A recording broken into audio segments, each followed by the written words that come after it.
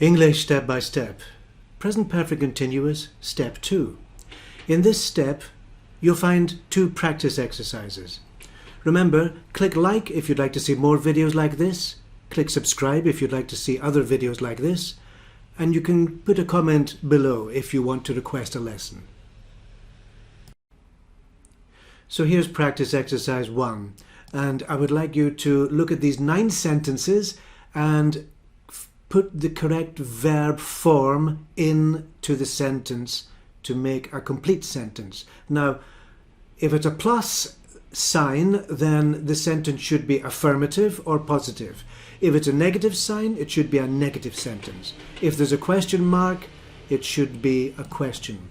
And you can see these on the left. Positive, negative question, positive, negative question, etc. And here are the verbs. Do, make, plan, practice, stay, study, travel, wait, and work.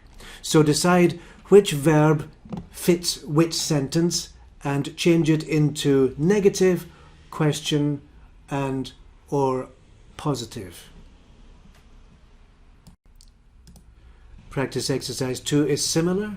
Here we have positive, negative, and questions.